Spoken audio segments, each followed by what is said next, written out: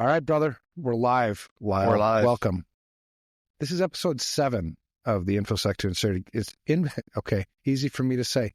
InfoSec to Insecurity. What the hell is the name of the podcast? InfoSec of something. I'm just more stunned that you made it to episode 7. That's all. I know. I'm ADHD, man. Usually I do like 2 episodes and I forget for a couple weeks, and then it's like, oh shit, you're supposed to do it.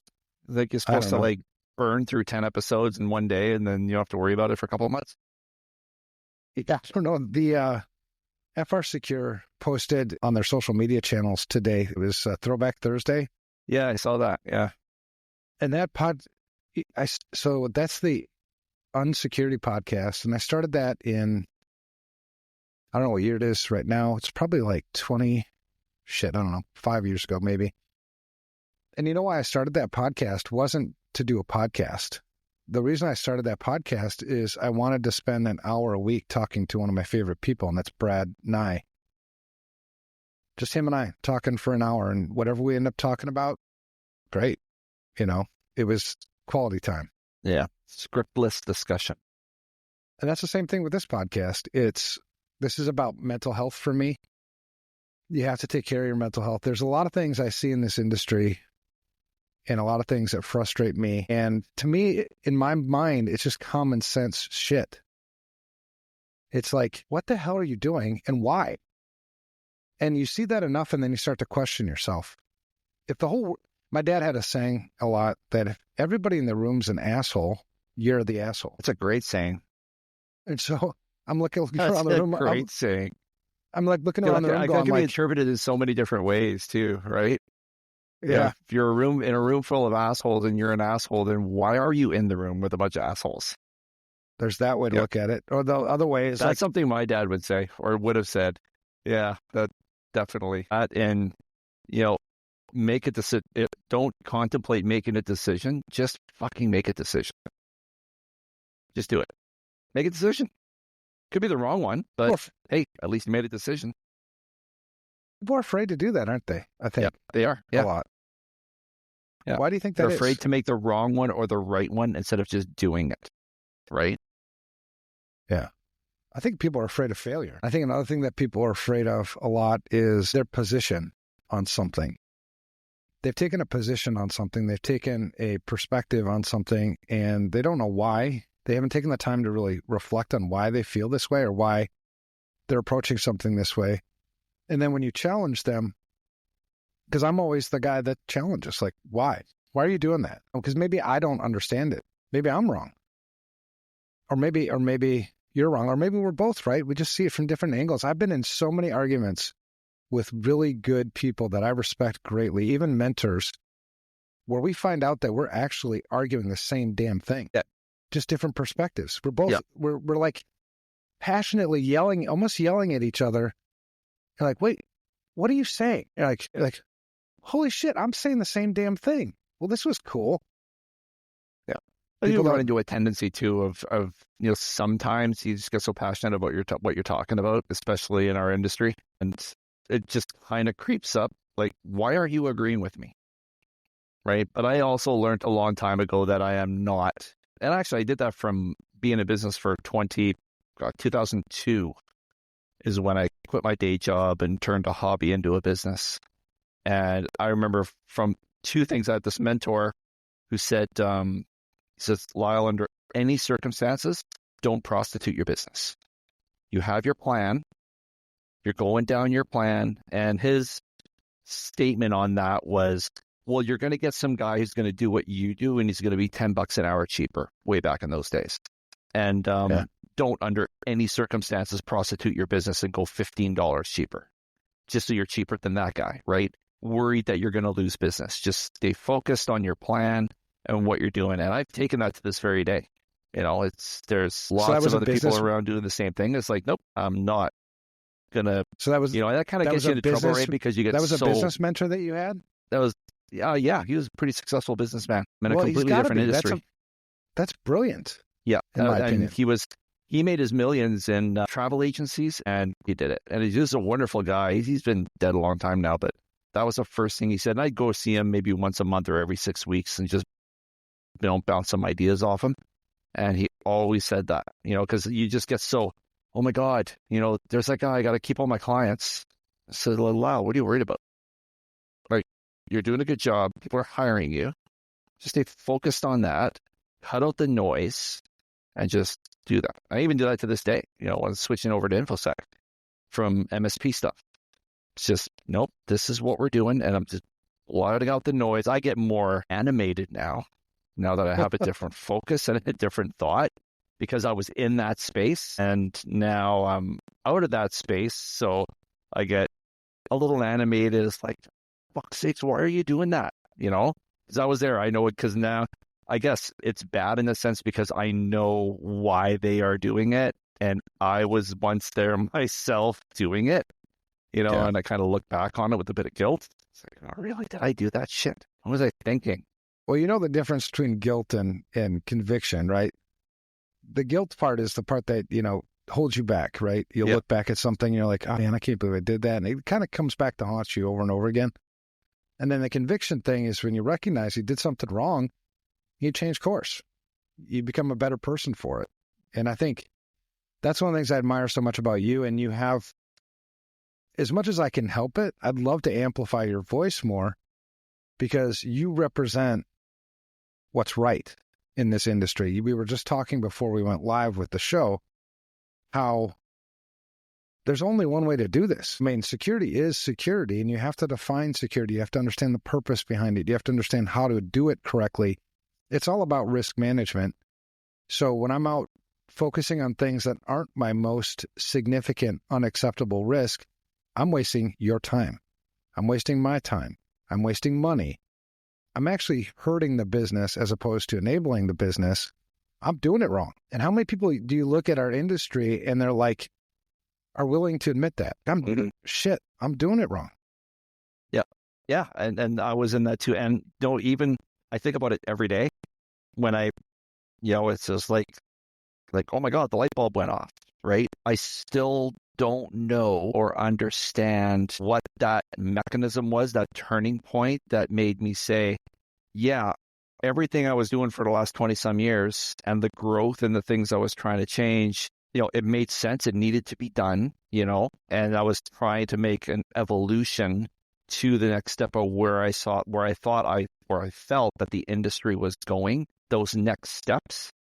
But then, once I finally got to the wall and made that choice to just, dive into the deep end, I still don't know what clicked in my head, when I saw what FR was doing and what you were doing and stuff.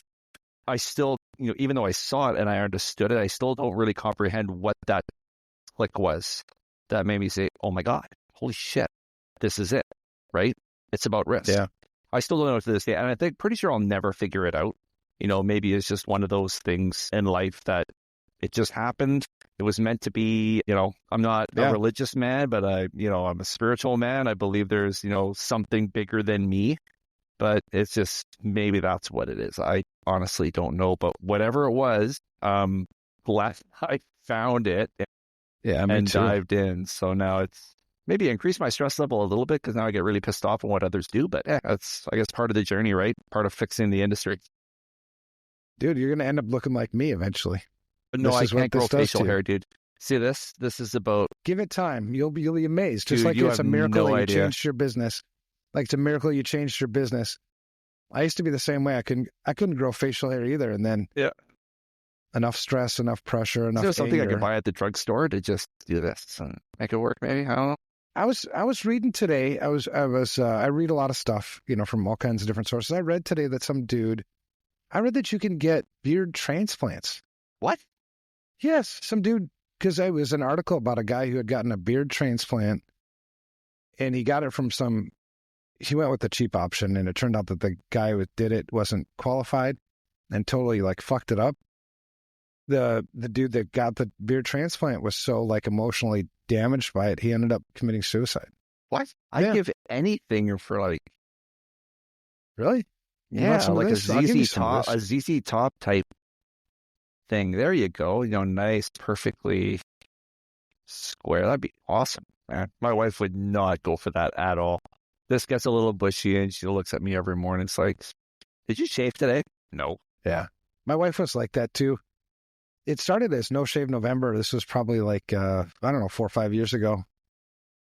And I was like, oh, awesome. I always looked forward to No Shave November because I didn't have to shave. It's a pain in the ass to shave. And so I was like, yeah. And then it was over and I kept like not shaving. And my wife was like, are you going to shave? I'm like, I don't think so. She's like, well, you look like shit. And I'm like, because I tell the truth, but my wife does too. Actually, she's going to be in episode 8. Yeah, I'm going to give that a listen. That should be, oh man, were you coming off a long flight from Minnesota when you decided to make that? No, the older I get, man, I mean, you and I have both been around the block a while, a few times. And the more there's two things I'm noticing a lot more in my life. One is I give a lot less shit about what people think. And the other is I give a lot more shit about what people think. It's kind of weird. Yeah. I'm finding that too. Yeah, perspectives mean so much to me. So my wife's perspective on things is actually very, very valuable. She's got a perspective. One day we were sitting having breakfast and she says, there's too much damn technology. I'm like, really? Tell me more. And she shared like a really eloquent argument on all this. And I was like, do you want to come on the podcast? She's like, yeah. I'm like, all right, because share this perspective. Because I think people will find it entertaining, one, to be married to me. Like, what the fuck is that like? And two, like, you're not a security person. You don't speak my language. I don't talk security with my wife, hardly ever, really, other than just maintaining order, I think, in our own technology stuff and everything. But I'm excited to hear what she's got to say about all this shit. Yeah, they are definitely important. You sometimes take it for granted, right? Especially us as technologists, and then being self-employed too, there was a time where we're working for wages for somebody. For me, I didn't even work in IT for somebody else. I was in food and beverage for the longest time, coming out of high school. No shit. Working at ski resorts in town here, running kitchens and ski resorts and stuff. And, I just had one night, 12:30 in the morning, leaving work, last to close up, come out of the restaurant. It's right at the base of the hill at Sun Peaks here in Kamloops, and the restaurant's called Massa's Bar and Grill. I'll never forget it. It was like 20 some years ago, just before I went into IT, and walked out of the restaurant, and I was the last. I'm pretty sure I was the last one on the resort because the parking lot was completely empty except for one big giant white lump, which I knew was my car. So I struggled out there and I spent 20 minutes taking all the snow off. I fired it up, and we had a young child at the time. And so Alexa was like, 6 months old maybe. And no, she's about a year actually. And I'm driving down, getting towards town, which is about a 40-minute drive, and driving back thinking, this is fucking bullshit. There's no more. I'm done. There's just no way. And then my wife's wherewithal to listen to me explain that this is just not a good lifestyle, right? It's total stress. We don't see each other. I don't see my kid hardly. So we're running back and forth between shifts. She worked day shift. I worked night shift. We pass in the wind, pass off the kid, and off we go. Just not a good lifestyle. And then I told her, this is nuts. I just got to do all I know other than running restaurants was some basic IT. She goes, okay, let's find a way. Let's do it. And so that's how you got it. That's how you got into this industry. Pretty much, yeah. And I said, a little white lie. I took a 6-month job. I went to university to take a Microsoft MSP course in basic networking, right? Okay. So I knew the basics. And then I got a 6-month job at Future Shop, which is Canada's version of Best Buy.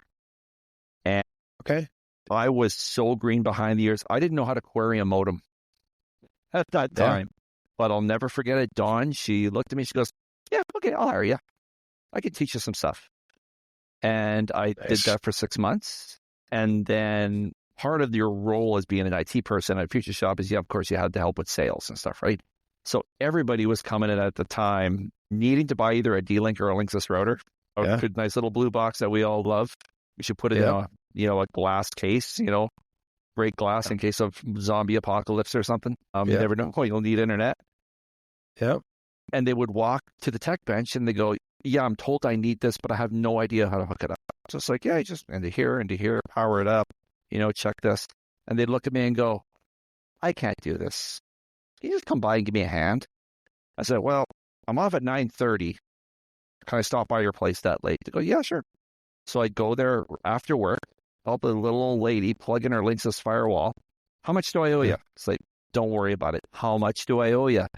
Fine, give me $20 for gas. And then management at Future Shop got wind I was doing that, and they didn't like it. And I'm like, guys, what the fuck are you worried about? I'm selling your shit. I'm not doing it after hours. I'm selling your product. What is the fucking problem? I was like, nope, it's conflict. Can't do that. You need to make a choice. That, thank God, Jeanette, she just like, yeah, okay, let's do it. And I went home after work and I said, they're asking me to make a choice. This is bullshit. She says, what do you want to do? I said, I want to do this for a living. I don't need to work at Future Shop anymore. She goes, okay, let's do it. Nice. And then I found a government program called Community Futures, which would give you basic business training and help you build your business for 1 year. They would allow you to collect unemployment and wages from your business at the same time. Really nice. It's a great deal back in the day. And do they still do that? Kind of a variation of it. So we were making, by what the amount of money I was making from running the business and unemployment, we were able to live, pay the mortgage and all this stuff for a year. And then I took off. And that's when I opened up Geeks to Go. That's fascinating. I ripped the idea from Geek Squad in the US. Yeah. And we got a couple of yellow Volkswagen Beetles, stamped the logo on it. And we were the first company in our town to do home visits for computer repair. And for the listeners, what's your hometown? Kamloops, British Columbia, Canada. So we're right in central British Columbia. And that's still in like North America though, right? Yeah, British Columbia, Canada. Yeah, we don't live in igloos up here. We're all good. It's pretty close though. Is it snowed yet? No, it was 9 degrees Celsius today, which is terrible with the conversion. Should always keep the tab up in Google. I should too. All right. Yeah, so 9 degrees Celsius. That's going to be like what? 45? 45, something like that. Yeah. Yeah, because Mexico is also Celsius. Yeah. Oh, is it really? Wow, I didn't know that. Yeah, metric system down here. So everything's kilometers, meters, all that stuff. So you're familiar with, so we'll get, now, be say November 1st this week, we'll be, 10 degrees. By December, we'll hit maybe just above 0 degrees. And then by Christmas, January, February, we'll be below 0. And in the summer, we're like 30, 35 Celsius. Okay. Yeah, that's not bad. When I left Minnesota this morning, it had just started to snow. Wow. No, we haven't had snow yet. Because when I landed I had a layover in Denver, and my wife said, she had texted me, but I didn't take the internet. I was like, I'm just going to sleep in this plane. Yeah. So I landed and she's like, did you make it out before the snow? I'm like, what the fuck? What snow? But I guess it snowed in Minnesota this morning. Speaking of that, I was up in Minnesota. Okay, so bringing it back, ADHD gets me all the time. The purpose of the podcast this podcast is to speak authentically, right? To be normal people, talk, this is how I talk normally. I'm not trying to put on some damn show for you. And it's interesting because I just got back I'm kind of known for that. And I went up to Minnesota to give a talk at the Cybersecurity Summit, which I guess is a pretty big thing. I'm the biggest pain in the ass for any organizer because they want your slide decks. And I'm like, I'm doing the slide deck like 10 minutes before I talk. Maybe. Yeah, I even was like, I got up. So I'm also like, I'm only there for the damn talk. I'm not there to mingle. I'm not there for anything else. Just like get in, get out, done. And usually it's somebody else that booked me. It's not like I'm not looking for speaking engagements. I don't want any fucking speaking engagements. So I come in the night before. Okay, so I'm getting this. And I even talked to like Ryan, Ryan, probably Ryan Cloutier. I texted him. I'm like, I don't think I'm going to make a damn deck this time. I think I'm just going to get up there and talk. Why does people make fucking decks? Yeah. Isn't a speaking engagement to listen to somebody speak? I guess. So I was like, I'm all these years, 30 something years, I've never not made a deck. But I'm like, I'm going to do it. And so, but Ryan was like, no. There's visual learners. And I'm like, oh, I don't care. Fuck them. So anyway, I ended up making a deck, but it's funny. It's cool when you're at this age and you're at this stage in your career where like, I don't get nervous when I talk anymore because if you don't like me and you don't want to invite me back, I'm like, awesome. That's cool. I don't want to be invited back. So anyway, that was the talk. Come back here. Got in like, I don't know, 2-3 hours ago, whatever time that was that I texted you, and then we're here. So I always find it fascinating. I wish more people would share how they got into this industry. I've yet to find two identical ways that people got into this industry. Well, they usually say that then, if you become self-employed, you're usually turning a hobby into a business. Seems to be the easiest way. So I guess you could say that about me. I always loved computers and some kind of electronics and technology. It seemed like the natural thing to do, especially with the networking stuff, right? Because when I was a lot younger, I was just fascinated with the ability of, linking up 4 or 5 computers old school through a hub and sharing stuff back and forth. That seemed pretty cool. Yeah. And then just getting to business, it was just, I guess, one of those combination of, what do? You need to get out of what you're doing. Something needs to be better. And I was gifted with those opportunities where I could actually do it. And then there was no going to university for 4 years like my friends out of high school and getting bachelor's degrees in computer science, right? Screw that shit. Yeah. What do you need fixed? Just what do you need done? After this talk, evolved that way, right? Yeah, and after this talk yesterday, I forget what day it is. Yesterday, there were a whole bunch of college students there from University of Wisconsin Stout, I guess. I didn't know that was I kind of knew that was a school. One of my sons went to University of Wisconsin River Falls, which I guess is like 30 minutes away. Anyway, but there was a whole bunch of students there. And given this talk, I was like, I've always felt like you've got the older generation, the generation that's older than us, that technology is kind of foreign for them. They spend most of their life without anything like this, And then you've got our generation where we have kind of one foot in the pre-tech era, where I used to have to go to a payphone, or I used to have to do the spinny phone thing to call friends, to where now, so we have this gap thing. And then you have the people that are coming up behind us who they don't know anything else.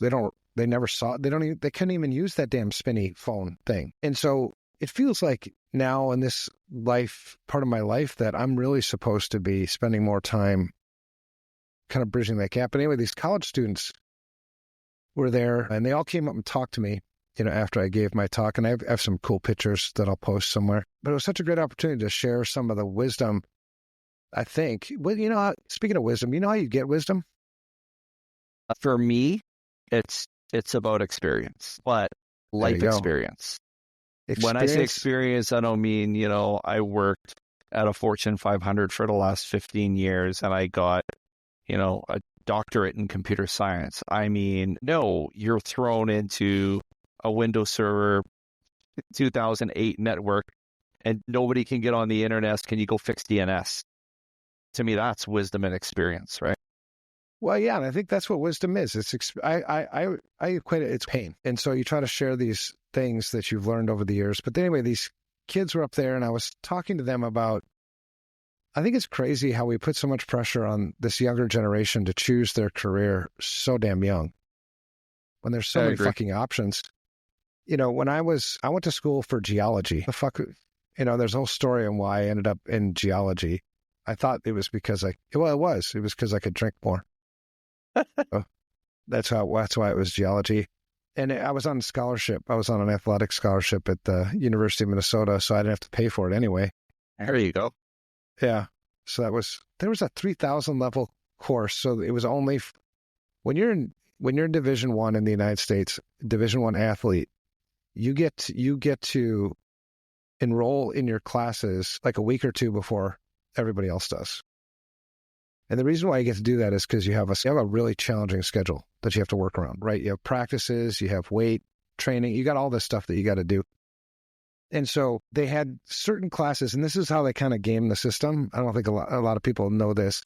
They create these 3,000 level, because you have to have certain number of certain types of courses in order to get your degree. And so these 3,000 level courses for a lot of college athletes were difficult because you really have to focus to get those. They're hard. But the way they game the system is they make these 3,000 level courses that really aren't hard. My favorite one was Introduction to Everyday Living. That sounds like grade 8 home ec. Yeah. Well, so that was a 3,000 level course, and they only offer enough of it to accommodate Division I athletes. So they're not really cheating. It's open to anybody. It's just by the time you get there, all the seats are filled, with a bunch of football players, hockey players, basketball players, shit like that. The easiest ones, right? Yeah. Yeah. So that was, anyway, I went to college. I was a stockbroker. Holy cow. Yeah. So you have to pass two tests for that, a Series 7 and a Series 63. Those are bitch tests. Yeah. So I was a stockbroker, I was a bill collector, I was a loan officer, I was a cashier, I was a bartender, I was a warehouse worker, a furniture installer, a warehouse manager, all before I got into IT. There you go. Damn. Like you, IT was a hobby. My dad worked at Northern Telecom. They invented ISDN. Yeah. And so he was part of that team. And my mother she worked for IBM. So I always had technology, and I was an only child. I was always bored. I have ADHD, so expect a whole bunch of shit to get broken all the time. And that's what I did. I'd bring home a new, whatever computer. I'm like, what the fuck is this? And I start tearing it apart and breaking it. And I'm like, I got to put this shit together before my mom gets home. And then I couldn't put it back together again. Yeah. But it's like that, like you're saying about college students, right? It's so, they're with our university here in town. I remember, years and years ago where the job placement rep, we'll go around to all the businesses or whatever, and she's constantly, I will say her, a wonderful lady, but she's constantly harassing me about, Lyle, can I send you some resumes? Can I send you some stuff? And I was like, yeah, that's fine, but people you're sending me, it's just, wonderful applications, right? Yep. Wonderful grades, but they're either socially illiterate, right? Where it would be a cold day in hell before I send them to a client. Right. Or you ask them some basic real world experiences like, hey, I got a 30 computer network on, at that time would have been Windows 98 or Windows 7, whatever. Even Windows 7. I got a 30 system Windows 7 network with server 2008 that can't get on the internet. And check DNS. Check DNS, right? Like DNS, what's that? So why are you sending me these people? Like, fuck. Well, and that's the crazy shit, right? And that's the motivation behind this podcast is to make sure I'm not actually fucking crazy. Yeah. Because I see so much of this shit, and then you gotta, like I said, if everybody in the room is crazy, maybe it's me. Maybe I'm crazy. But I can't figure out any other way to do this. So when you see people doing things the way they're doing things, you're like, the hell? Because you point out a really significant problem in post-secondary schools in the United States. I don't know if it's the same in Canada, because I would assume it is, probably pretty close. I ask, I don't have his business card is here somewhere. Anyway, his name's Faisal something. I can't remember his last name, but he's a really, really well-known Metro State University in Minneapolis. Gets all kinds of cyber grants and Center of Excellence. He's all over the place. And he found me at the conference. I try not to be found at the conference, but it's hard when you're big and you got this big fucking beard. That's why I show up like 20 minutes before I speak, and I try to get the hell out of there right away. You got a plane to catch. Yeah, right. So he found me, and he's actually somebody I really like. I think he's an asset to this industry. And I ask all of them, and I was sharing this with him, I ask all these college professors that I talk to, what's your biggest challenge? What's frustrating you the most? And the one thing that seems to be pretty relevant is, or almost universal, is they're having trouble finding internships for their students. And I'm like, why do you think that is? I mean, let's go back to this purpose, this why, because there's a reason why. And I want to know if you know what it is, because I'll tell you what it is. And they're like, well, I don't know. I mean, I think it's just people don't know what they're looking for. And I go, well, that's part of it. But if I were to hire anybody, I have a thing, right? I wouldn't hire somebody unless I have something that needs to be done. And so I need to align a candidate, a person, to do the things I need to be done. And what you're doing is you're not producing talent that can do the things that need to be done. It's that simple. There's no hands-on experience. And a lot of the shit that you're teaching, we have to unteach because you didn't do it right. I mean, it's just too academic. That's the key, right? Yeah. That's like nail on the head without really saying you guys are fucking up, right? It's just like they seem to have this list of criteria that you have to know this, right? A little bit of network, a little bit of programming, a little bit of database, a little bit of this, a little bit of that. Well, you know what? I'm not looking for somebody like that. I'm looking for somebody who has great customer service skills, can actually have a conversation with a client, and if they know what a server is, they know how a PC connects to a server, I can teach the rest, right? Dude, if they get on site and they go, what the hell's going on? I can't figure this out. You get on the phone, talk to one of the guys, and you can, work together to solve it. But if you can't be comfortable in that environment and liaise with the right person and talk a language that's not technical, which is hugely important, right? Then, they're going to have a real difficult time finding their chosen path, and the instructors are going to be even more frustrated because we're graduating all these people and they're sitting there flipping burgers, Well, and they've been, and a lot of times I think they feel like they've been sold a bill of goods. Yeah. Because they went to school and they had this expectation that they were going to get out and get a six-figure job. And they're not getting it. They Google it, cybersecurity consultant. Look at that, $150,000 a year. Right. Yeah. Okay. And I'm curious, did your mentor that you had, did he teach you? Is that where this came from? Because I've always agreed that you hire for the intangibles, the shit I can't teach you. Yeah. That's what I hired. That was one of the things he said. Yeah, 100%.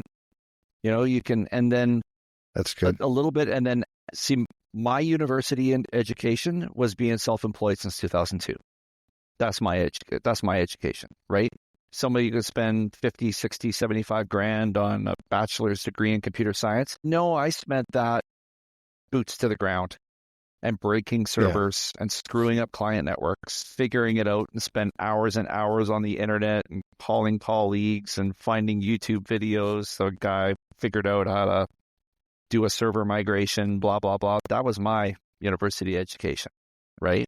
Absolutely. And then going from MSP to InfoSec is finding yourself in FR Secure, and that was my education, right? To move forward, not that. So, my mentor back in the day said something fairly similar. He taught me some basics. He taught me not to prostitute the company because somebody is charging cheaper for the same service, just how important it is to relate with the customer at the same level, right? And not come across as being above them and talking down to them, which is what unless got they're me short.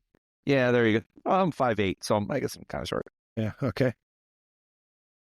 Which got me, right away early on into the analogies, right? Compared to, I think we've all used car analogies for things that are broke, right? And buying things, and you get this, you're still driving down a dirt road, and all this kind of stuff. So that was my bread and butter, and even I still use and take those lessons really to heart in what I do today, especially since we made that migration into full InfoSec. It became brutally important to get on that same wavelength and not talk about anything too complex. It's been narrowed down to risk. What is your acceptable level of risk in a way that they understand?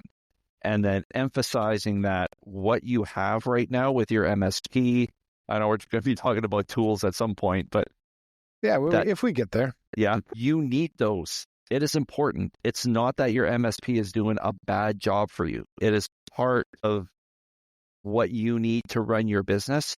All we're doing is looking at risk a different way, right? Yes, you do need the cybersecurity, which is designed to protect the technology. We're here at InfoSec to protect the data from any form of risk. Even though you think they're one of the same, they are extremely different, right? But the end game, right, we're starting here, but the end game is going to come, together at some point. Once we build the program and go through the risk assessment and letting the assessment dictate what we are trying to do from a cybersecurity perspective, right? And not just building your advanced stack, right? That's when my face starts to get a little red. Yeah, every time you say advanced stack, I'm like, I get a little fucking angry about that. Yeah, I'll never forget. I remember the first time I approached that. I was it was supposed to be 3 years ago now, and it was right when I was taking my MSP, and everybody was doing the same thing, and I was getting near the end of like my frustration. And I decided, okay, so security's a thing. I see where it's going. Maybe if I call myself a security first MSP, right, that'll be my little bit of space between what the 15 MSPs behind me are trying to do that are all doing the same thing, right? Right.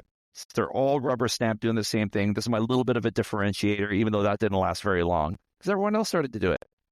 So I remember I was in a PAX 8 demo with Mike Lee, and I remember I asked him a question. I said, hey, based on the PAX 8 catalog, what do you think is the best security stack I can put together? It's like, I can't, but I giggle to myself, or I'm mad at myself that I even asked that, the way I'm at things with today.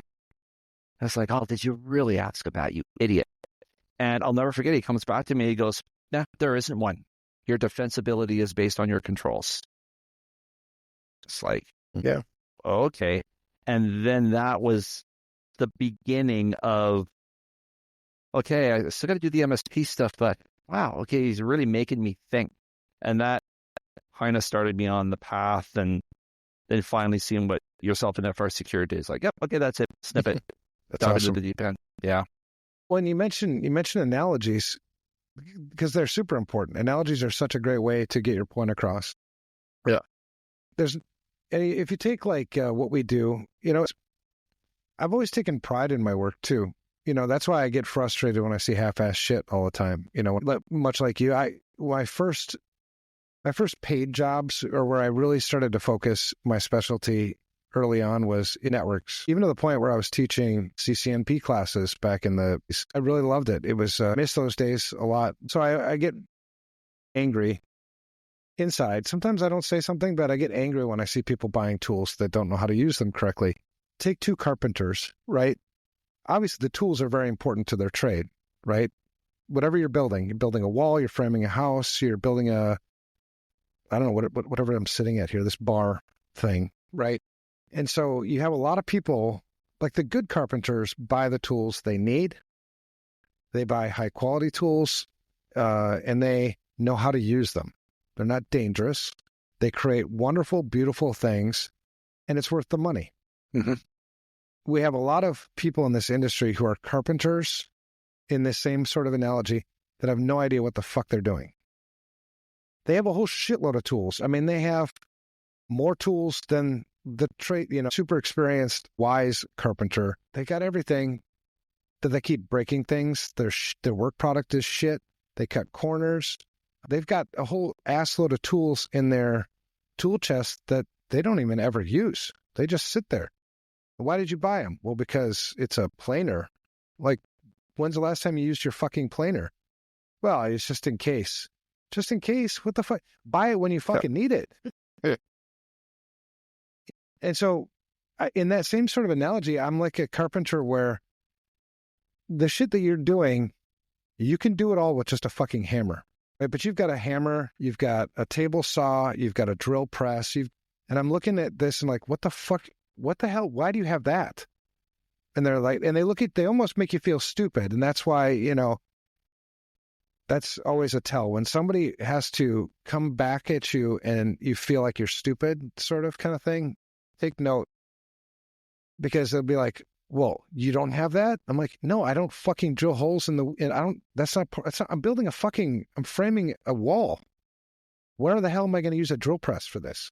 Or the table saw. Yeah, I can do awesome shit with a table saw because I've been trained and I use it properly. You're going to lose your fingers. Yeah. Or what's even worse is, to add to that, is the carpenter getting all the shit they don't need because they think it will make them a better carpenter, or somebody will call them instead because they got $50,000 of fucking shit that they're never ever going to use, that will probably end up at the thrift store. Yeah. Right? Yeah. That's what pisses me off the most. It's just you'll end up at the you know why it'll end up at the thrift store? Because they went bankrupt. Yeah. Because they had to hawk their shit, and they got paid 30 cents on the dollar for what they paid for it. That's right. My mom has a farm up in Ohio. Nice. And she had 2 barns built by Amish people in Ohio. Watch them. They don't use hardly any of the modern tools. They don't use any of the modern tools. And they build the highest quality. Those 2 barns are amazing. I look at them, I'm like, holy shit. They probably built it with a saw and a hammer. And that's it. And their fucking brains, right? That's right. And how many people are working in our industry that are so reliant and so dependent on their tools that they're not using their fucking brains? Or they never went through this process. There's 3 things you need to be great in this industry. 1 is the intangibles. 2 is knowledge. You do have to learn shit. But 3 is experience, and you can't ever rush experience. It just comes with time. So you're not going to go from somebody who's brand new into this industry to a CISO in 2 years. That shit. And if you did, holy shit, fuck. Congratulations. I'll buy you a beer. No. It's either that. Holy fuck. I can't believe somebody hired you and you're screwed. Yeah, I was going to say that too. Either you're a genius or, I suppose. You just con somebody into a job. But Well, it's the same thing with, I always say, where, at the end of the day, where is the responsibility? Where does that begin? And I know I hate shitting on the channel all the time, but, it's just like the latest and greatest blinky light, and they just push it and push it and push it. And we all know there's lots of risk out there right now. We know that, right? And, and I hate to kind of throw all MSPs in the same bucket. I really don't want to do that, but it's almost like it's a combination of both, right? It's the MSP knows they need a certain tool set. They know they need a certain stack, right? And I think they have good intentions, right? Like the Sentinel Ones of the world, and, Huntress, like wonderful products, and they do wonderful things, right? It's needed, but between that and the channel saying, get it, and build. I saw an MSP advertising that 47 tools, 47 in their advanced cybersecurity stack. Fucking 47. Now, I don't even know where to begin with that. Number one, say from the MSP perspective, are you fucking high? I'm sorry. Yeah. It just makes 0 sense to me that you would A, do that, and B, use that as a sales feature. And then number 3, how are you going to train all your people to use these tools? That's it. I don't get it. I just don't understand it. And I know it probably ruined my reputation talking about this, but it makes 0 sense to me that you could do a risk assessment that says, what's your do you have firewall management? And right away, it's, we got to sell them $10,000 worth of gear. Well, here's a good firewall management idea. Are you managing ingress, egress? Basic shit. Start with that. And if you can't because of the firewall, then you upgrade it, right? Let's go back to ruin your reputation, because I think that's interesting. It's an interesting angle, because I think a lot of people won't say the truth for fear that it might hurt their reputation. The best book that I ever read about business, and I'm not a business magnate by any means. If you're surprised I'm sitting here, I'm more surprised than you are. The book is Start With Why. So everything starts with a purpose. So when your mentor said, don't prostitute your business by, lowering prices, another way you can prostitute your business is to change focus, right? It's to put money ahead of mission.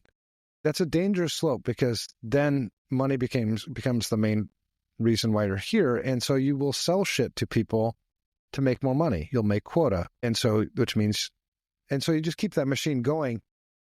So I think part of it is just that. It's sell more shit. That's how we get paid. We have employees. They need to feed their families. So that's how we make money. Maybe they haven't sat down and actually thought, especially the MSP market, because a lot of the MSPs seem like they've never really known what the fuck they're doing in terms of their purpose. They're very highly skilled, a lot of them, and they do good-hearted people. I think they don't mean to do what the damage that maybe some of them are doing, but they just seem like a lot of them started off, like back in Minnesota, there's, two of the biggest ones in that market. One of them started off selling typewriters.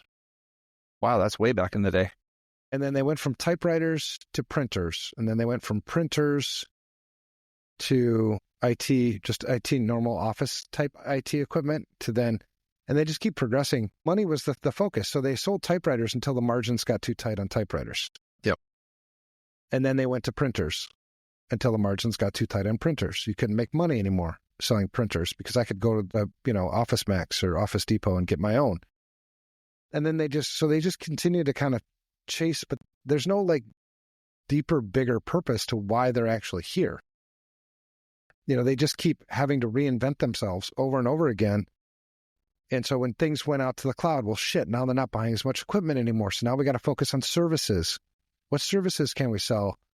And then, products, like software products, stuff, their advanced stack. I hate that word stack, by the way. The stack thing, because I've been in this around for so long, that stack is like, they came up with that word just to try to impress people. Like it sounds impressive, like stack. It's a sales pitch. Yeah, it's just a bunch of, you just have more shit. It's a word to sell more shit. Yeah. Really. But then behind it all, when you talk about, I love you brought up like accountability. Who's accountable for this? Like if I sell you something that I know you don't need, that I know isn't going to help you, is it my fault for selling it to you, or is it your fault for buying it? There's that caveat emptor, right? Yep. Yeah, I think the blame lies with a lot of different entities per se. I saw a LinkedIn post last week. I can't recall who posted it, but the essence was that, in 2024, is it 2024 or projection for 2025, there's going to be actively 300,000 new MSPs, and that ConnectWise and Kaseya are basically saturating the market for that space. And the replies to that post were really interesting. I bet. A lot of it was congratulatory. Whoa, this is great. Got more experts in the field, all this, blah, blah, blah. And me, being the anti-staff person that I am, I replied as like, I remember what I put. I said, is it just me, or am I the only one who thinks this is not good? Right? Because now we're in a position where, or actually, because of that number, is it 300,000 or 30,000, one or the other, that proves what I think we have been saying all along, is that you get a PSA, you get an RMM, and suddenly you're an MSP. Right. Which is one of the reasons why I got out of it. Right? Yeah. That's where it's at right now. So now it gets saturated. You got to find a way to differentiate. So then what happens? Well, we got the great cybersecurity stack. And who's responsible for building that stack? Yeah, the MSP has to build it, but the channel is pushing the product. Right? With no wherewithal, whether can you, like you say, are you selling the client something they don't need? And what exactly are you trying to achieve with that? instead of getting to the brass tacks of is what you are implementing for the benefit of the client and the protection of data, right? Which is why we're product agnostic now too. It's like if I do a risk assessment and we identify a gap, I want to do an incident response plan, but we're not getting data back from the MSP, where the fucking backups work, right?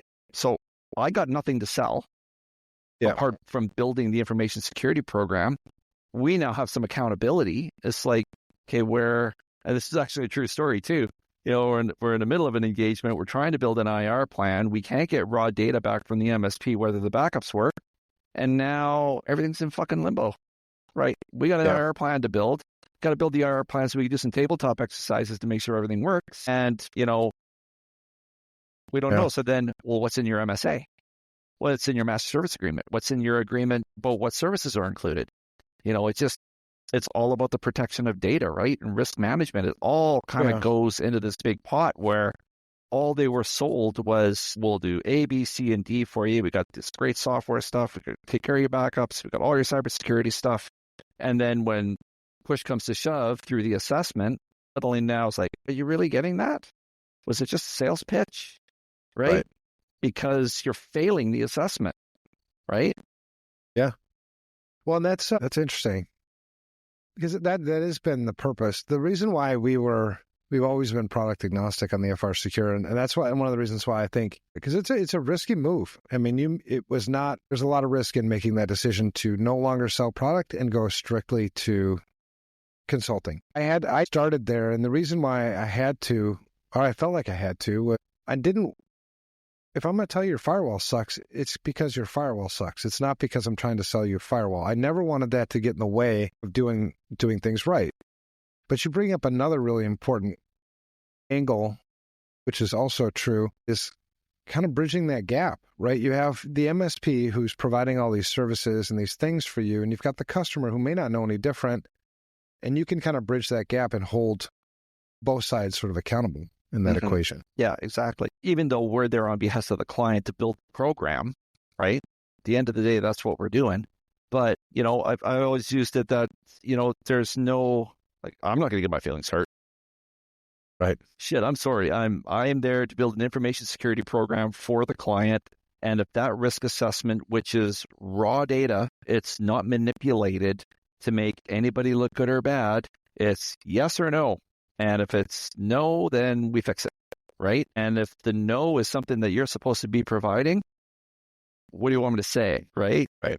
I'm not there to sell you a product. I'm there to build the program. But at the same time, it doesn't mean necessarily that the MSP has done bad, right? It's just, if anything, we are making you look like superheroes, right? We're maybe getting project work, and we're trying to work together. And that was one of the big models with Secure Shield, is that, at the end of the day, our mandate is just to bring everybody together for the benefit of mitigating risk. There's no one is good or better or worse than the other. We're just taking the information. Not everything is perfect. There always will be risk. You're never going to be 100%, and that risk could be anything, right? It doesn't necessarily have to mean, are you testing your backups? It could be anything, right? But everybody needs to work together to build that program, which makes it so wonderful to do this, right? It's really, kind of the Switzerland and all of it. Yeah, exactly. And then as it's building and growing, and it's like an organic thing that just kind of germinates. I get emails now from clients that are part of our vCISO program, and they're asking us, should we have this? And it didn't even come out of the risk assessment, right? I got an email the other day saying, Lyle, we're trying to, we're going through some hardware purchase. Should we really have a change management policy for this? It's like, holy fuck, yes, you're awesome. You're just from the program being built, we've educated enough that they're getting it, and they're starting to ask us stuff, which is the whole idea of this, right? There's no blame. There's no saying you're bad. It's just, let's work together to build it, right? Yeah. Well, that's why FR Secure has the reputation they have, and you're building the reputation that you have. And we don't have turnover in our customers because they trust us. When you talk about vCISO services, we started way back when with vCISO services, as we never sold products and still don't, but the vCISO service, because we didn't know either. We'd never done this. This is back in like 2008. People would just pay us actually it was just me because I was the only security guy then. They'd pay me like $5,000 a month and to be their vCISO. And I'd be like, okay. But then I started like losing sleep over it because I'm like, I'm not earning this. You know what I mean? And so I started asking the customers that we had on this, why are you paying me? And they were like, what do you mean, why are we paying you? You're our vCISO. I'm like, I get that, but what am I doing for you? Like, well, we'd like to have you, there when we need you. I'm like, that doesn't fucking cost you anything. What you should be paying for is when I'm actually doing things, just me picking up the phone. I'm not, what the fuck? That's like what lawyers do. Yeah. But you key in on a really important point about what a vCISO does, and where I think you have found your niche. A vCISO provides information security leadership for your customers. It's nothing to do with selling product. It's two things, right? Consult the business to make those good information security risk decisions, and then you implement those risk decisions. In order for you to do that, you need to lead. And so you're providing this leadership. You're leading the MSP, right? What kind of leader is out there trying to make anybody on the team look like shit? I mean, that doesn't serve anybody's purpose. So I'm trying to, like you said, the MSP's there. We want the MSP to look good, right? If you are good. If you're not good, then, we're going to say it. I mean, that's right. And you're 100% right. Truth. Yeah. Yeah. So it's up to you. Do you want to do it right or not? And for the business, it's the same thing, right? We don't want you to look bad, but they have so much shit that they're not doing. And so you can't blame the MSP for not doing the shit that they're supposed to be doing because nobody ever fucking told them to do it. There's no leadership there. The business doesn't know what the fuck to do because they don't know what the fuck this is. So you fill that gap, and let's not cloud all the judgment and everything else with bias of selling you a product. I don't give a shit if you buy any products. Do give a shit if you make shitty risk decisions, but it's not my decision. If you decide to make shitty risk decisions, so be it. If you make enough shitty risk decisions, then I might make the decision not to be your vCISO anymore. But your business. And that's the same thing you do with life, right? If I were to walk through your house and look at your technology, look at your tech stack, if you want to be all cool about that, you would have things in your house that I wouldn't do in my house. But the same thing's here if you came through my house, because I have my own risk appetite. You have your own risk appetite. And I think a lot of times security people don't know what the fuck they're doing will say, well, what the hell are you doing? You can't do that. You can do that. What we don't want is for somebody to be risk ignorant. They know that risk exists. They're comfortable with that risk. And that's why frameworks don't work the way a lot of people, inexperienced people, use frameworks in this industry. Well, ESF says we need to do this. Well, that's not justification for why you do it. What's justification for why you do it is it's guidance. And if I'm not doing that thing, is there a risk involved in me not doing that? If there's no risk involved, well, then I'm not fucking doing it. If there is a risk involved, well, then is it acceptable or not?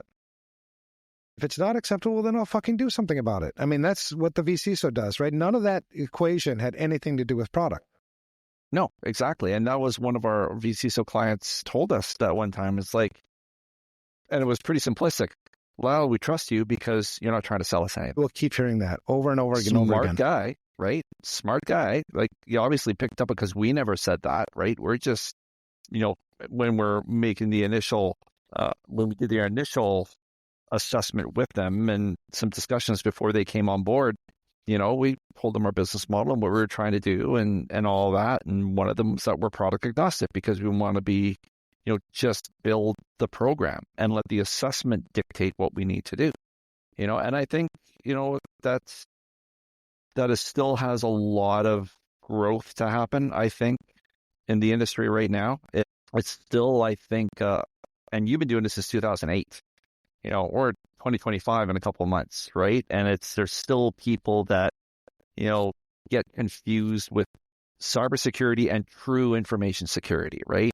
I've had people tell us that, yeah, we do InfoSec. So, oh, you mean cybersecurity? It's like, well, yeah, maybe kind of, right? There's still that evolution of explaining what risk is, right? Because, clients get so fixated on cybersecurity protecting technology. They see it in the news every day, right? So they just get ingrained. You see on the local news, maybe their dedicated IT person talking about the greatest gadgets for Christmas or whatever and protecting yourself and whatever with a gadget. And it's right there on TV.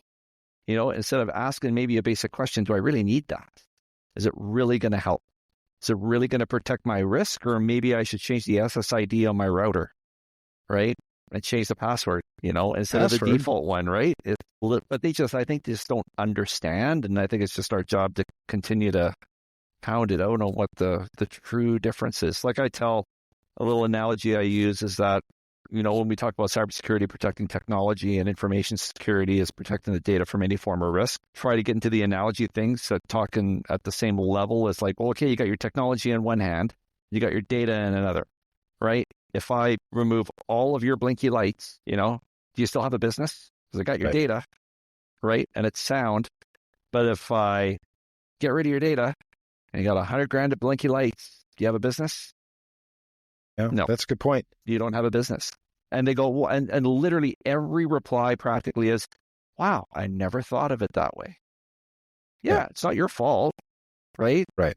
We're just told that we need EDR, NMDR, DNS filter, and probably another half dozen things, right? For sure. Well, and that's when you boil it down, you talk about wisdom, and that's one of the things I was telling these college students after the talk yesterday was at some point, my father, there's so much wisdom that was passed down to me from the generation that came before me. And there'll be a day when I'm not going to be here anymore. And I want to try to pass as much wisdom as I can on to others, because there have been many, many, many painful experiences along the way in this industry, right? There's been lots of times when, it might sound crazy to some people, but I can remember multiple times two times when I was so fucked up from this industry that I was just bawling in my car. I'm just fucking burnt out. I can't. Oh my God, fuck this shit. I'm gonna be a janitor. I'm be a welder. I don't give a city. Yeah, I don't give a, but it's always, you get through it, you have healthy people around you, that's the mental health piece. That's why I'm so passionate about that. That's all comes from wisdom. The thing is, from my perspective, and I think a lot of people that have the wisdom, is we continue to adopt new technology faster than our ability to use it responsibly. My father, the wisdom that was passed to me was shitty choices have consequences. And so irresponsible behaviors will have consequences. You may not be suffering those consequences now, but you will. You will. You absolutely will. And I don't want you to. I want to try to help you as much as I can not suffer those consequences.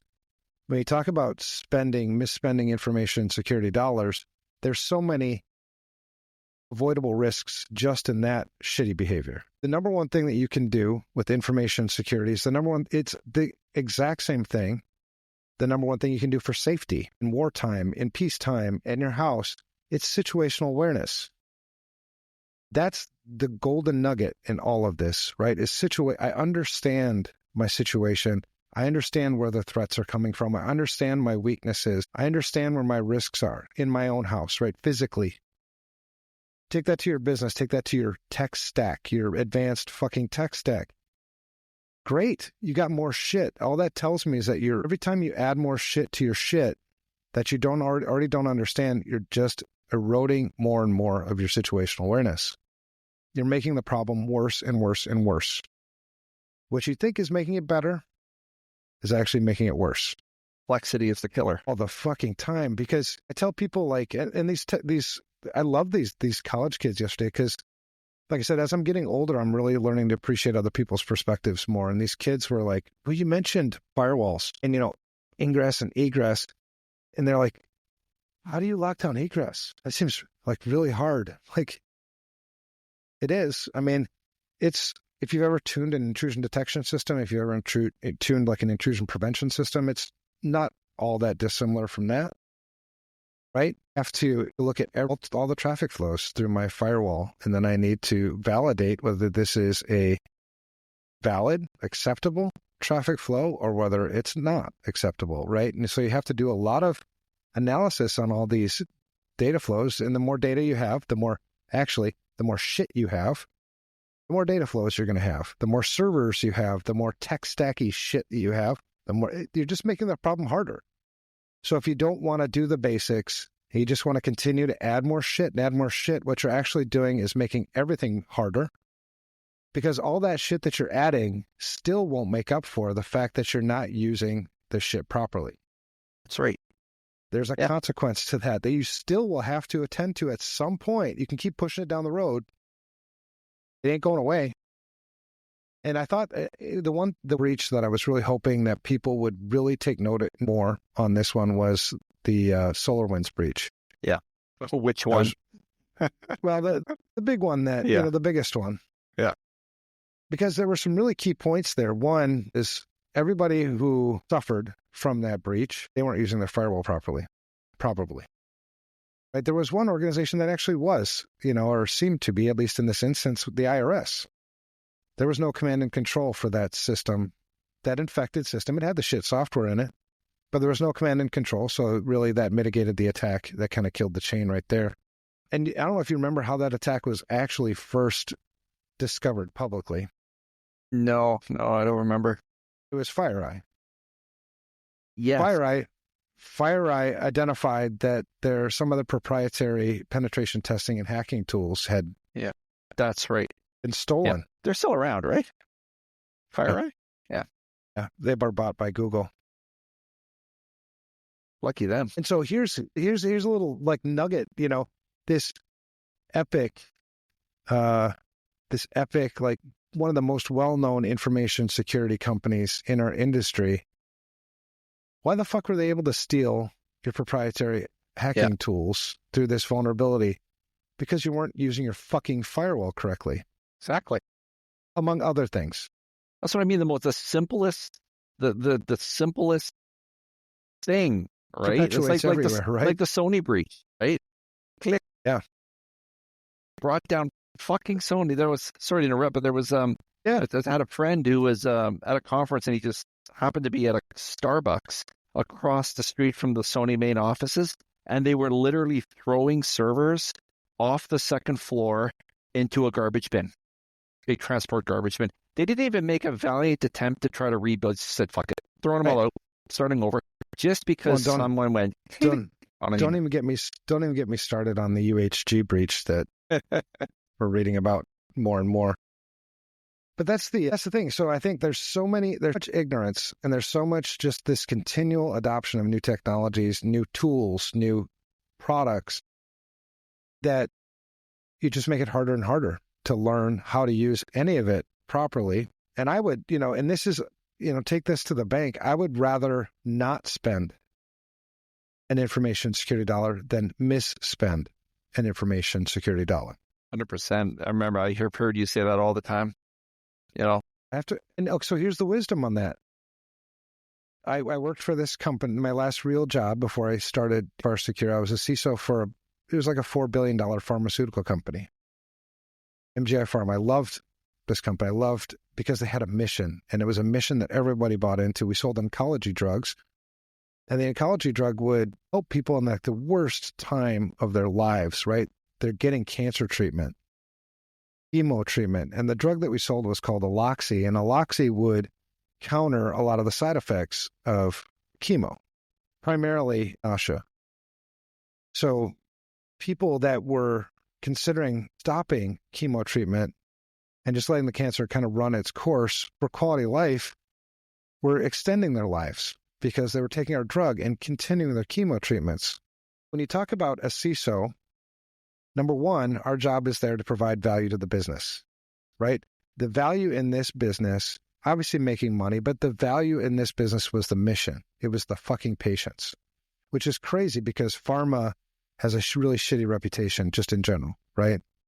But that was the mission. Everybody marched to the beat of that drum. And so as a CISO, my job is to align with control risk that enables that to happen as much as possible, right? Don't get in the way of shit. Well, this is about the same time as like network access control. became a thing. And so this was like 2005, 6 somewhere. And I bought this product.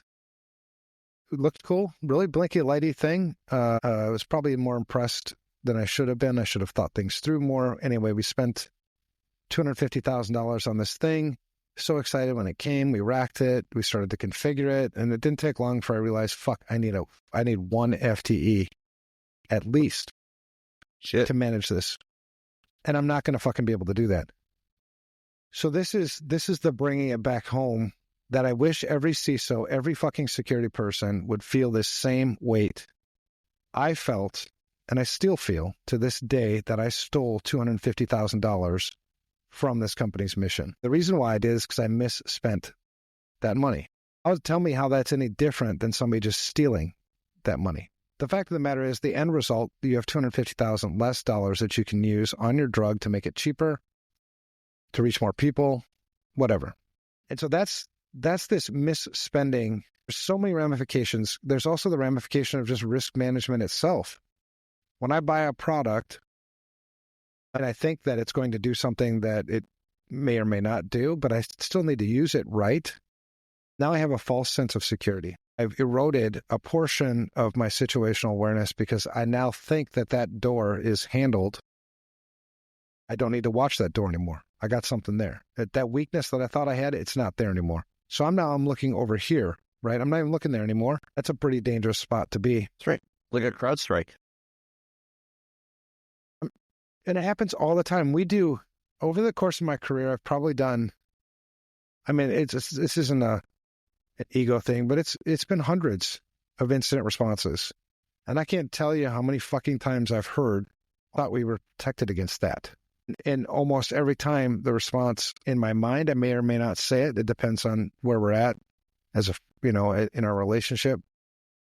You would have been protected against that had you fucking used it right. That's right. And you look at something as simple as, what if, you got an environment with the client thinks that, oh, they're well protected. The stack, we're talking about the stack, right? Hey, the stack's protecting me. But even from a vCISO perspective, and say if you're in an environment where you got to have some HIPAA compliance, right? And maybe you're in a situation where, part of the HIPAA requirement is we got to run a pen test, right?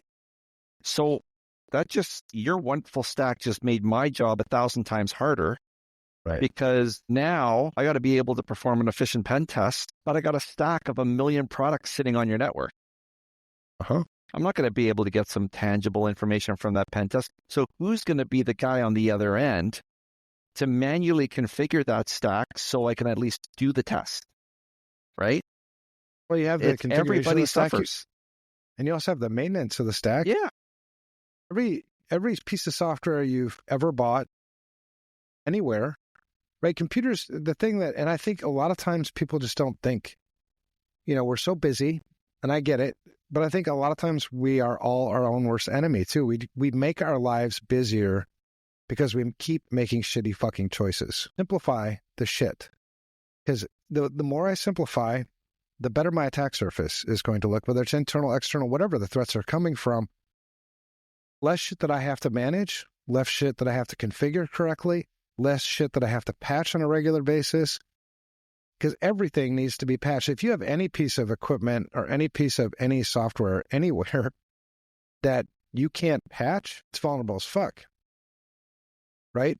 Anything beyond like Hello World, and I've probably written a buggy Hello World for because I can break anything.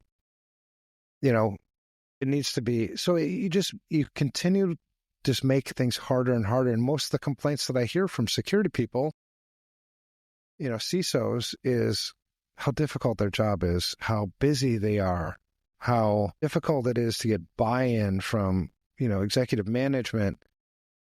And really, when you cut through all this shit, it's way too fucking complex. Everybody's fucking confused. Most people you don't know what the fuck you're even trying to do. And I'm not insulting your intelligence, but when I look at your tech stack, here's the thing.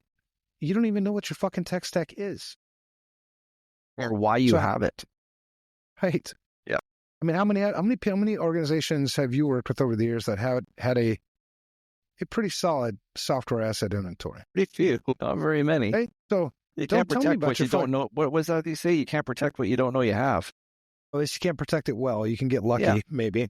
Yeah. That's so your tech stack is not impressive to me because you don't even know what the fuck your tech stack is. You have no situational awareness. Another interesting, I think, thing we hear a lot is it's not a matter of if, it's a matter of when.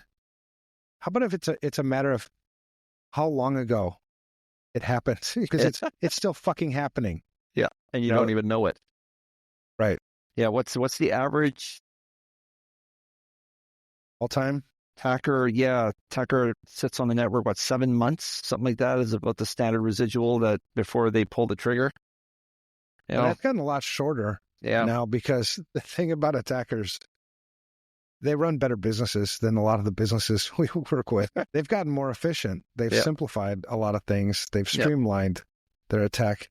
So the dwell time in a lot of attacks now is gotten smaller because I think they understand more about it's about volume. Yeah. Used to dwell longer because I think a lot of times they weren't sure exactly what all the opportunities were in this particular environment, the pivot and the It's really that's why I really love the risk assessment methodology going in. It's a really simple thing to do, but it's not really taxing to put a business through a risk assessment, and it really narrows down to that need, right? Like what exactly are you trying to accomplish, with the systems that you have in place, with the, software you have installed and all that, it really brings it to bear. And you probably even see a couple instances where after having a successful risk assessment going through the roadmap, that you start ripping things out of the network, right? You start seeing that you've just overcompensated, because either a technology provider told you that you need it, or, something in the channel said, oh, we got to have these great things. And then the MSP buys it and resells it, whether it's part of a cash grab to increase revenue, or which, it happens, right? Increase your per seat price by telling the client that there's bad things out there. They don't know any better, right? Well, and that's the thing, especially in that small to mid-sized business space where I think a lot of MSPs work and a lot of smaller consulting companies work. There's not a lot of room for waste there, right? And so it's even more important that we make the right decisions on the products that we're buying, because really the purpose for that company, everything in that, any inefficiency in that company is taking money away from that company's top line or bottom line. And so as a VC, I think the fact that so many companies have been doing this wrong is for so long, and we still have this perpetuation of just buy shit. A great way a vCISO can come into one of those environments and immediately provide value is to trim your tech stack. Let's conduct just a software asset inventory, and let's look at all these things. Which of these things are actually providing value to your business, and which of them are not? Which of these things did you not even know you had? And we can just trim that fat. And in my own personal experience over the years, we've saved, I never counted it all up, but it's got to be millions of dollars of shit that you didn't need. And the cool thing about a risk management perspective is every piece of software that I get rid of in your environment lowers the risk in that environment. Exactly.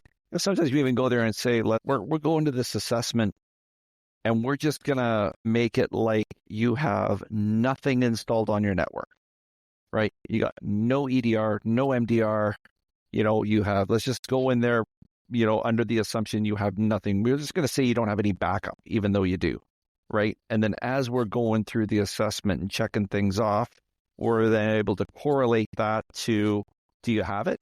Great. So we know that question that we've answered yes links up to what you have, what you need, right? Right. Oh, but I see that I have 2 or 3 other products that are kind of doing the same thing. Great. So we're going to chop the other 3, right? Because we've already matched, right? Why do you have 3 or 4 different applications installed to solve one risk item on the assessment and the roadmap, right? So we're mitigating risk. We're saving you some money because we're canceling subscriptions. And then we just go down that road. And you're right. It's amazing what you find at the end.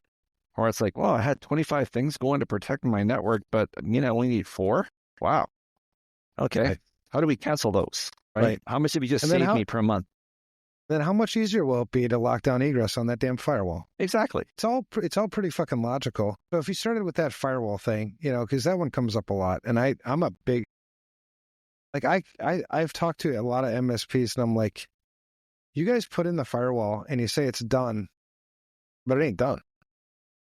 You lock down ingress, maybe, but a firewall ain't completely installed until you've got it configured to block egress. It's a two-way street.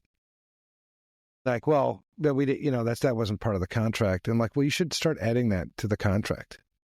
You should actually start, but then the problem is, which may be a problem, is every time you put something new in that environment, you're probably going to have to revisit that firewall, maybe open up some things.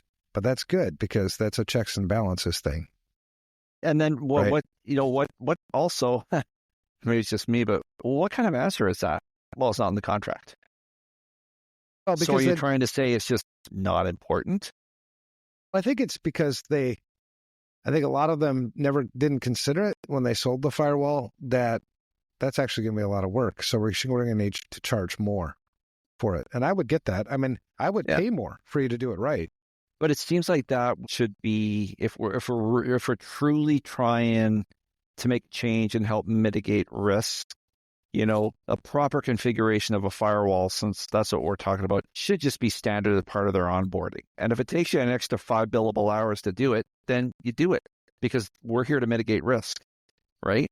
So they're already, to me, that already gets back to what, my mentor told me. To me, that falls in line with prostituting your business. Why are you including that?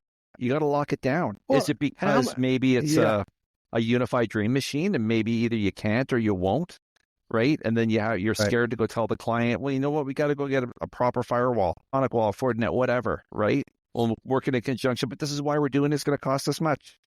That's why you hired us, right? As a client, maybe it's just me, but I would appreciate that, right? Instead of worrying what the client is going to say because, oh my God, there's $1,000 in billable hours because I have to configure a firewall. Well, okay, do the quote and do it because that's something you would think is as simple as doing a patch on a system, right? But that's what justifies that vCISO, that gap in the middle kind of thing, because from the MSP's perspective, their motivation is to sell more shit. I mean, I do fault them because they don't do it right, but then I kind of don't fault them because I get it. I mean, you have mouths to feed just like everybody else does. We just need to put some governance around it, some rules on how we do that shit. Because I've talked to a lot of MSPs too that, they want to start a vCISO practice. And so you're like, okay, and you start, showing them, whether it be through the CVCISO program or something else, and then they don't do it. And I'm like, why aren't you talking to your customers about this? And I think a lot of times they're intimidated, maybe, to do it. But which one of your customers, say you have 1,000 customers, which one of those customers doesn't need information security leadership? Every single fucking one of them does. Pretty much. Neither you're going to do it or somebody else is going to do it. So it'd be better for you to get off your ass and do it rather than somebody else coming in. Because if they're going to do it like the way you and I were talking about doing it, we would protect, we're not here to disrupt or throw the MSP out, under the bus. We're here to actually lead the security pieces of this equation.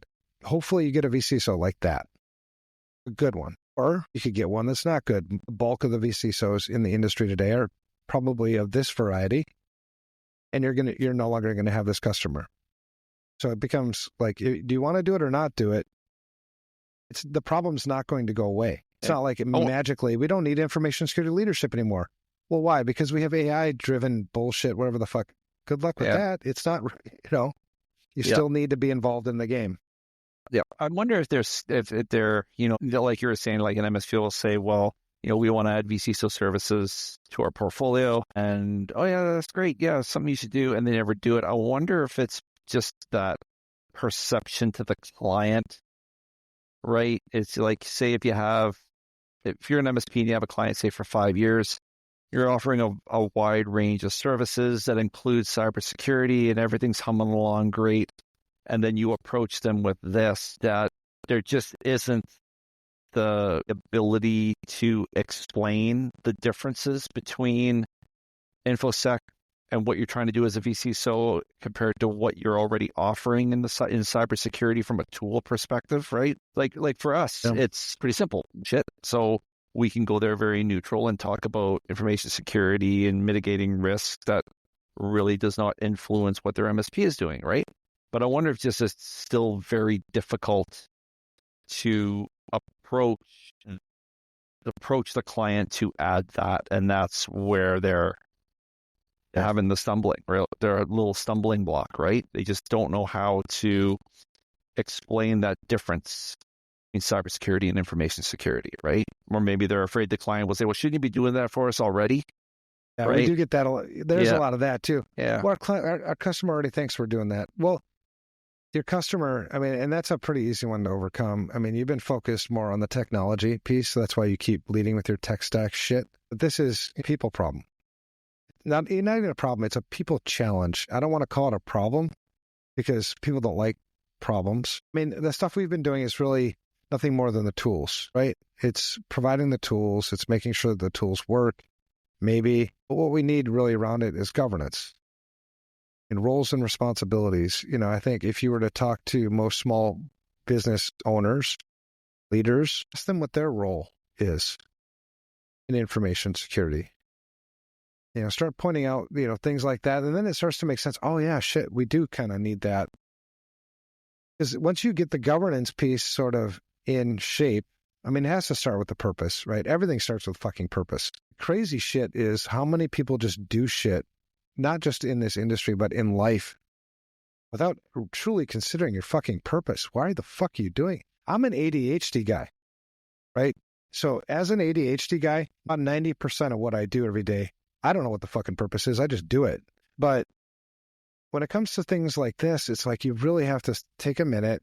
So if an ADHD guy can do it, anybody can do it. Like, why are we doing this? Why are we selling these things? You know, the purpose for your information security program is and will always be to manage risk. That's what it is. Simplify this shit. Don't get all fancy with, well, controls, and blah-blah, blah-blah.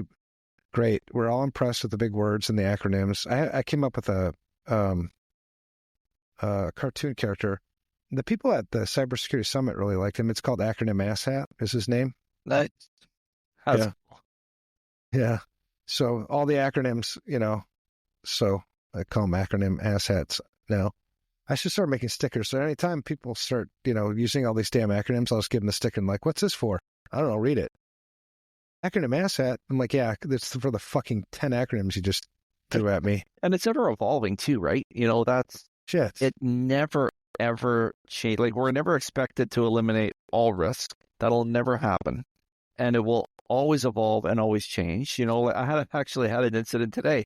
You know, we've worked for the last, 2 or 3 years helping this healthcare facility build their InfoSec program. And it first started off on MSP stuff. And then when I cut the cord, I went full on in building their information security program properly. And then, so now that's working really well. But then they had a phone call from the office manager. It was the weirdest conversation. She goes, yeah, the photocopier guy wants to talk to you. I'm like, what is the fuck photocopier guy wants to talk to me? I hate photocopiers. Like, I'll tell him to fuck off because I hate photocopiers, right? We all do. Here. There you go. Yeah. And he says, well, no, like he wants to know, why he keeps having to go over to the office and set up scan folders. I said, well, he shouldn't have to be doing that. What the hell's going on? So it's like, okay, whatever. It's the afternoon. I drive on over there, have a chat. It turns out that all of this stuff we built about, segregating information responsibilities and who's in charge for what, the whole staff went on a free-for-all, completely went against the grain of everything we've done and just said, well, if I got a scan problem, I'm just going to call the photocopier guy. So it just shows, right? It completely evolves and changes. So now we have to get everyone on the same page again, right? And just make sure that governance is there. Do we have to pull in the CEO? No, well, I think we're fine. We'll just stick with the office manager. I'm going to have to go, maybe I have to do a face-to-face and actually talk to people and say, no, it's already set up for you. There's no reason for you to call that, right? So it just shows that it's not the tool. It's not the stack. It's about people. At the end of the day, it is about people. And logically, no, you can keep chasing the product train, man. I mean, seriously, you see it all the time. And I think in the eyes of the people that are wise in this industry, what you intended to look like to impress, maybe, like we're impressed, like you tell me about your tech stack and the blah, blah, blahs, and you expect me to be impressed. What you actually look like is you look like a fool to people who know better. Because the truth is, like back to the Amish thing, they build a hell of a lot better product than you with your whole chest full of all these fucking tools that you don't know how to use. They look like experts. You look like a damn idiot. Yep. And that's what we're doing a lot of these security programs, when we're trying to solve these problems with products. Yes, you do need tools. Nobody would ever say you don't need tools. What you need are the tools that provide value to your business and in the context of risk management, and they need to be used properly. I hate next-gen shit because next-gen shit usually means a whole bunch of shit that I don't actually need in this damn product. I just need a damn firewall.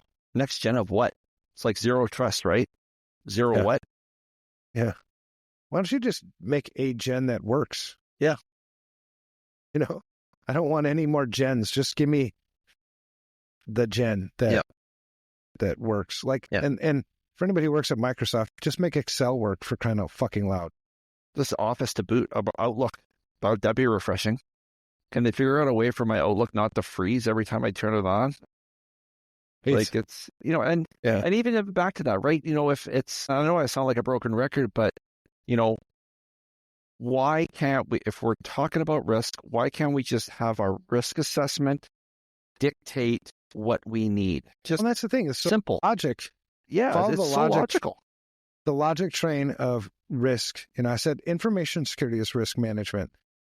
And anybody can challenge that, right? If you don't think it is, then let's talk. And I'm not going to make you look like an idiot. I'm not going to intimidate you. I want to hear how you see things because we're going to come to the same conclusion. I've been here too many times, been around these circles, and been challenged enough times.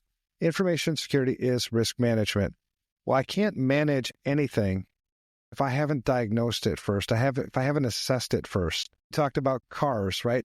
How can I manage the risk, like say car engine, or make a car engine work if I haven't diagnosed the fucking problems first? I can't go like, oh, bring your car into me because it ain't running right. And I'm like, oh, I need to put a turbocharger on that. What? Why? It needs a fucking oil change. Yeah. I don't need a damn turbocharger. But that's a lot of what we're doing instead of diagnosing the problems first and then putting the right products in place. It's just putting the products in place and really still never getting to the diagnosing of what the problems are. So if it's risk management, I have to understand it. I have to assess it first and just simplify it. It's a 3-step damn process. You look at a lot of the risk management, diagrams, it's like 8 steps in the damn process. No, assess the fucking risks, make the damn risk decisions and implement those damn risk decisions and then do it again. Yep. And then do it again. And then do it again. Yeah. And then eventually, and this is what happens because we've done this long enough and I wish people would just trust you on a lot of these things. The first times you do it, it's very mechanical. It's not natural. It's like, oh God, okay, what? Yes, that's normal. And then the more you practice it, the more it becomes muscle memory. And then the more it becomes the way you do business. It's no longer mechanical. It's just the way we do shit. And then if they're really on it, if you're really done your job right, it's like I explained earlier, the client asking us whether they need this, right? Based on our journey getting to this point. And really it's been like 7 months. And they're starting to say, hey, I send me a spreadsheet. I built this. It's like, oh, okay, this is pretty wild. Like it wasn't part of the roadmap. It wasn't part of the risk assessment. They just took things that they were tasked to do and thought, hey, I think we need to build this to make this part accountable. It's like, okay, great. We'll put it out a custom task and we'll mark it complete. And then, you get a little sticker. Awesome. get a little sticker, right? So that makes me feel really good because they're now part of the journey, right? They're understanding. Amen. So, and when you right? have a customer like that trusts you because you've put their best interests first. They trust you. They're not going to leave you. The cool thing too about we've been in this business long enough that we've been through ups and downs in the economy and shit like that. And it's funny because a lot of companies, when things get tight in the economy, they may not fire you, but they take a lot longer to pay you. Sometimes that happens. But when you become that trusted person like you become, we're always one of the first ones to get paid. Because it's like, all right, we got to prioritize our bills and who we're going to pay. Oh, we got to pay Lyle. We need him. No, that's true. It's really quite funny how that works. And you know what? That doesn't happen, right? Without that, I will say at the end of the day, even us in InfoSec, we're still a customer service business, right? Always. And there's something to be said about, a weekly communicate of some kind, whether it's a phone call or an email, and says, hey, time for our next meeting. Let's book a Teams meeting or a calendar event, so I'll come on by and we'll have a face-to-face. Well, you just we'll have coffee really and talk about it, right? That is so important even still, right?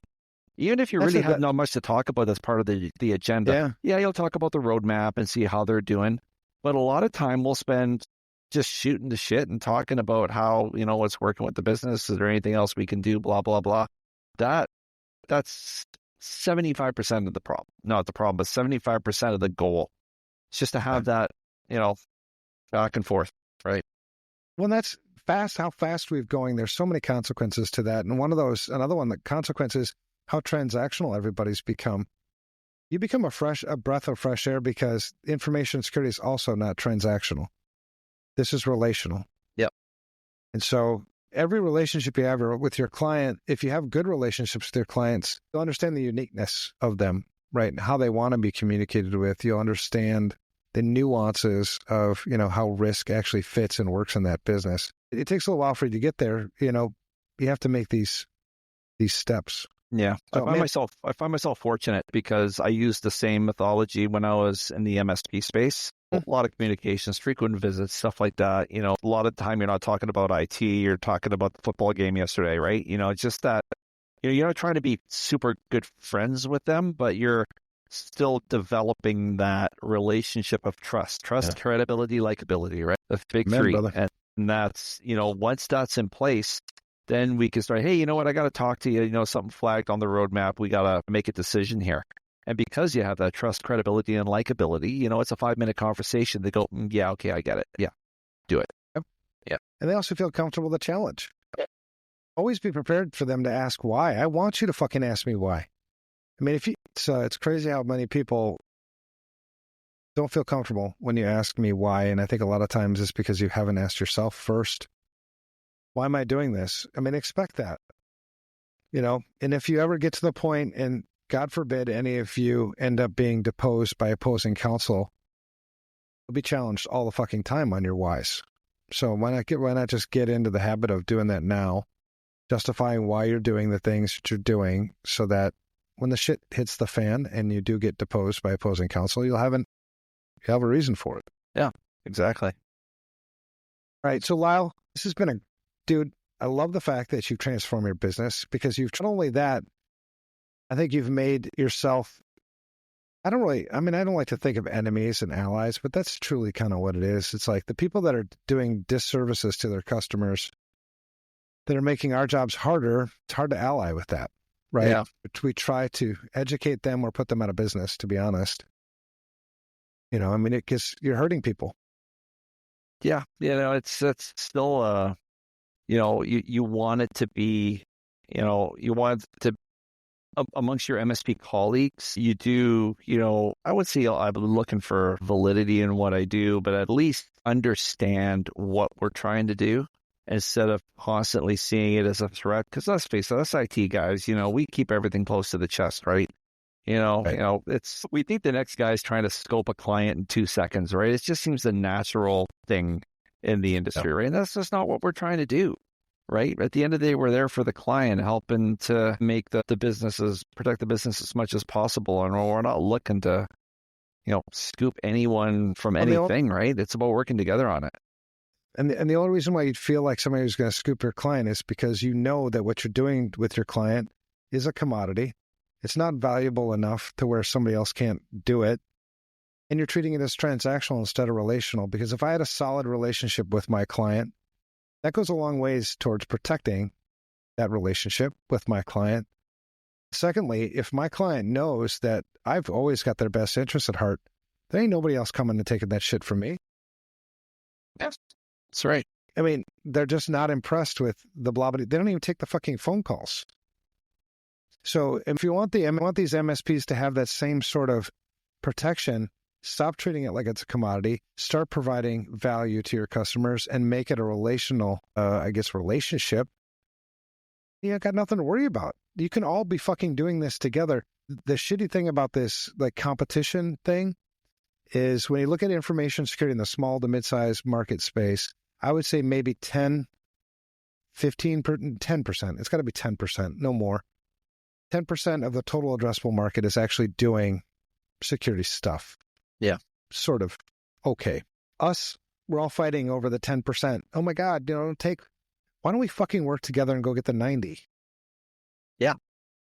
Exactly. That's the logical, best approach. So, I'm even going to some MSPs now. I'm going to start going, it's like, hey, explain what you are trying to do. It's just, let's have a relationship here. Like if you're don't have the appetite to add vCISO services to your portfolio or whatever, yeah, but we'll help you with that.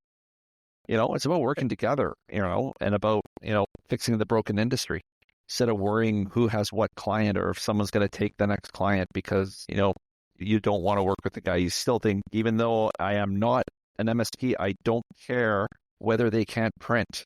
That's not why I'm in this. That's your gig. But they still feel that threat. But at the same time, okay, you're feeling threatened, but at the same time, you don't really have the appetite to apply that to your service offering and then work with us to help fix a broken industry. Makes no sense. I'm so insecure that I want to keep fucking over my customer. Yeah. That's what it comes down to. I'm so insecure about myself that, I don't mind fucking over the customer because it will. I mean, honestly, man, when you stick to the mission, when you stick to the truth, there's like, you can't go wrong. And when you look at the opportunity, when you talk about going back to the MSPs and how fast that's growing, for us, it's even more opportunity. Yeah. Because it is. It's just more, because you have to do it right. There, you can't skip this. We're already like FR Secure. That's why we spend so much time trying to help other MSPs or companies like you grow, because let's do this together.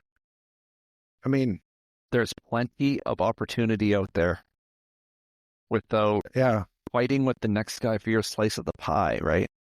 Or looking for your corner of the grass to piss on, right? And at least when you work with other companies that are doing it right, you don't have to come fix your shit later. That's a pain in the ass. It really is. And there's been a couple of companies in our Minneapolis market that have gone out of business because FR Secure itself spent so much time fixing their shit that eventually their reputation went to hell. Yeah. We didn't want that, but that's what happens. So Lyle, we're going to wrap this up because this has been awesome. You and I could talk for a long time because you're like one of those truthful Canadian people, not one of those French Canadian people. I don't speak French, but the poutine is really good. Do you like poutine? Yeah. That is good. Yeah, it's got to be curd on it though, right? It can't be that fucking mozzarella shit. It's got to be curd. Yeah, everybody likes cheese curds. Yep. Yeah, the stories. We're going to have you on again because we have to talk about my French-Canadian stories. I have lots of them. And you got to talk about barbecue too. Yes, I love barbecue. You got to come down here to Mexico someday? Yeah, one day. Yeah. You're welcome anytime, man. Yeah, appreciate it. You got good barbecue in Mexico? I make it, dude. There you go. Why look? I can make Just make. Yeah, we can do it exactly the way you want it. But one of the things I want to, before we wrap up, is I want people to know where to find you. Sure. Secure Shield B .ca.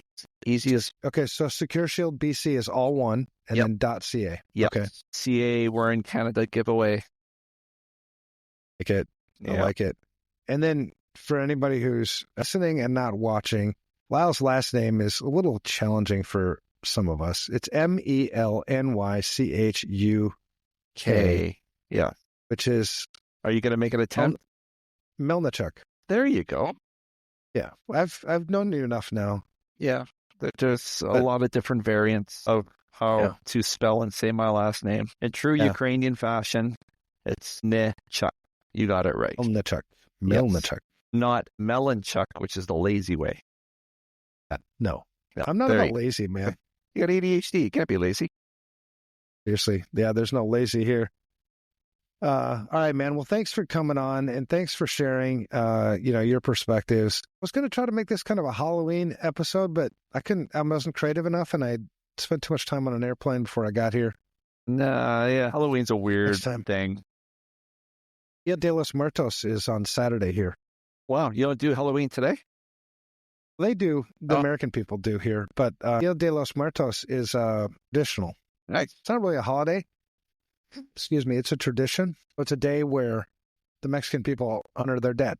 And so they'll build these shrines everywhere. They'll put things that the dead person loved or liked while they were alive. So whether it be cervezas or a meal or something, and they'll put it on these shrines and it's a remembrance thing. It's really pretty. That's beautiful, pretty cool. Actually. Yeah. Nice. Like a Remembrance Day almost. It's really cool, but they just, and they like to party. I mean, Mexicans, nobody parties better than Mexicans. Oh, there you go. I'm telling you. This guy's price of admission awesome. all alone to come down. Just hang out and party. Totally true.